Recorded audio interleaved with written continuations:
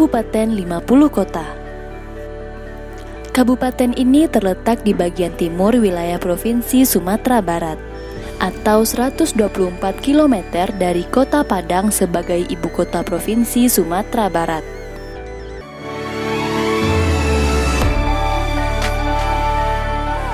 Pak, apa yang dimaksud dengan sadari stunting? Sadari stunting di 50 kota itu sudah kita atur melalui Peraturan Bupati nomor 11 tahun 2020. Berdasarkan pasal 12 Peraturan Bupati tersebut tentang percepatan penanganan stunting di Kabupaten 50 Kota, pengukuran dan publikasi stunting dilaksanakan oleh pemerintah daerah sebagai upaya memperoleh data prevalensi stunting terkini pada skala layanan puskesmas, kecamatan, dan nagari. Satu data nagari atau sadari stunting ini adalah satu data nagari tentang data anak stunting dan data faktor determinan lainnya yang terkait. Untuk itu mari saya perlihatkan tentang sadari stunting tersebut.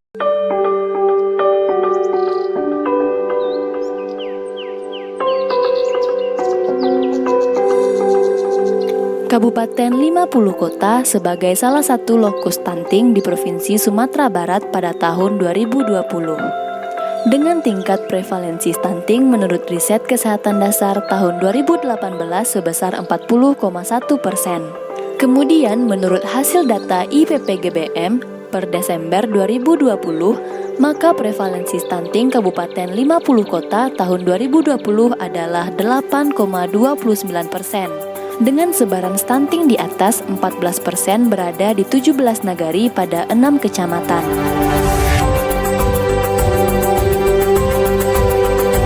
Sesuai ketentuan pasal 12 Peraturan Bupati nomor 11 tahun 2020 tentang percepatan penanganan stunting di Kabupaten 50 Kota, di mana pengukuran dan publikasi stunting dilaksanakan oleh pemerintah daerah sebagai upaya memperoleh data prevalensi stunting terkini pada skala layanan puskesmas, kecamatan, dan nagari. Kegiatan ini dilaksanakan oleh pemerintah daerah melalui tenaga gizi di puskesmas, bidan desa, kader yandu, serta melibatkan kader pembangunan manusia dalam validasi data stunting. Maka dilakukan penimbangan massal pada bulan Februari 2021. Kegiatan penimbangan massal balita yang dilakukan pada bulan Februari dan Agustus setiap tahunnya di Posyandu yang dilaksanakan oleh Kadar Posyandu didampingi bidan desa, dipantau oleh TPG dan KPM, dan dibantu juga oleh Kadar KB dan guru PAUD. Penimbangan massal merupakan salah satu langkah dalam sadari stunting pada tahapan pengumpulan data. Bu, kami ada 3 pertanyaan tentang penimbangan massal yang dilakukan hari ini di Posyandu ya Bu. Yang pertama itu ngapain aja sih Bu penimbangan massal itu, terus siapa aja yang dilibatkan dalam penimbangan massal? Terus apa perubahan setelah diadakannya sadari stunting? Kami Sadar Posyandu waktu penimbangan massal kami melakukan sistem 5 langkah. Langkah pertama pendaftaran, penimbangan, pencatatan, penyuluhan, dan pelayanan, dan ditambah satu lagi meja pemberi makanan tambahan. Yang kami libatkan waktu penimbangan massal adalah kader Posyandu, bidan desa, kader BKB, guru PAUD, dan kader KPM. Melalui sadar stunting, kami kader Posyandu mendata dengan melalui buku sistem informasi Posyandu dan diperkuat dengan tim orang tua.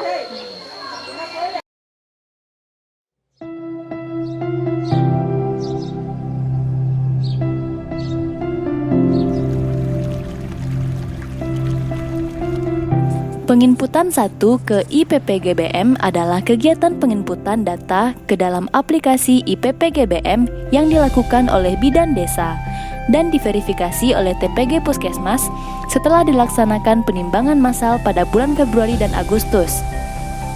Bidan desa melakukan input data hasil pengukuran BB dan TB pada bulan penimbangan massal Februari dan Agustus ke dalam aplikasi IPPGBM.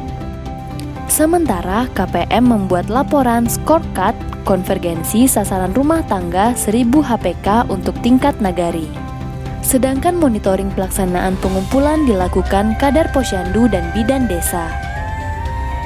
Secara umum, Kadar Posyandu dan Bidan Desa menyampaikan bahwa Sadari Stunting ini sebagai inovasi pelaksanaan pengumpulan data.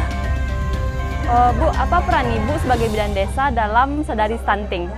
Sebagai bidan desa, saya membantu menginputkan data dari hasil penimbangan ke dalam aplikasi EPPGM yang nantinya akan diverifikasi oleh TPG Puskesmas.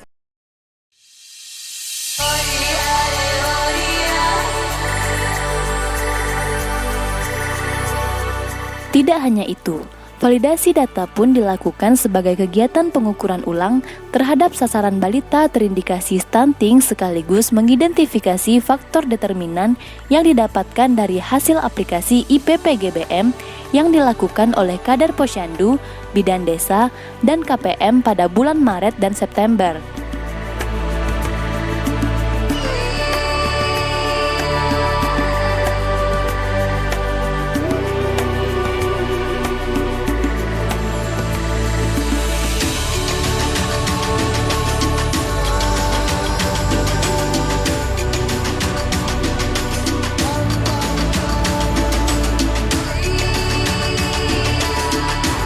Dari tahun awal 2020 kita ditetapkan sebagai gugus stunting, yang pada awalnya itu data kita menunjukkan stunting kita itu adalah sebesar 10,29%. 10, itu data kabupaten.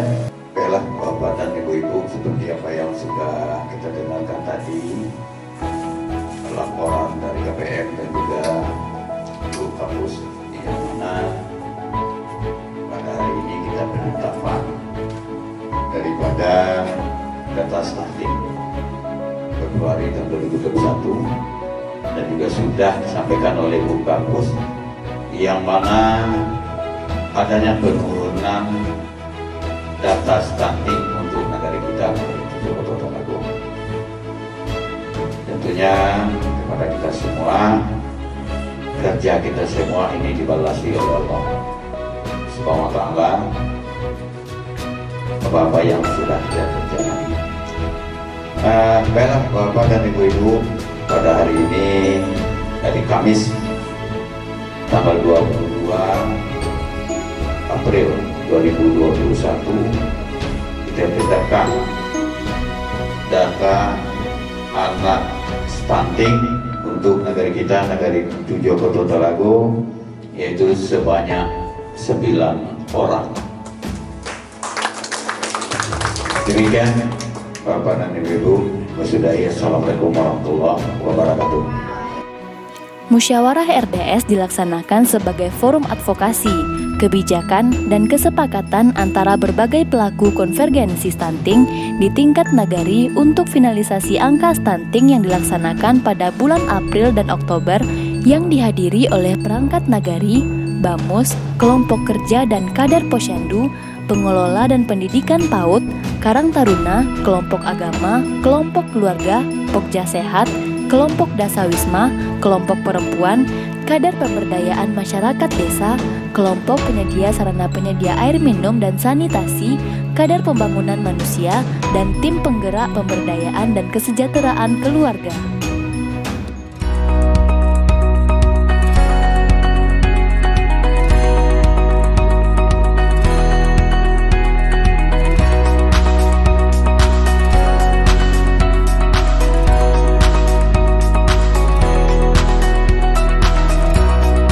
Publikasi Sadari Stunting adalah kegiatan mempublikasikan data stunting setelah finalisasi input data ke dalam aplikasi IPPGBM. Publikasi Sadari Stunting dilakukan pada tingkat nagari, puskesmas, kecamatan, dan kabupaten melalui portal data publikasi dalam bentuk media cetak, spanduk, dan baliho. Publikasi data dalam bentuk media lain dapat dilakukan melalui surat elektronik, radio, televisi, laman website, dan bentuk lainnya.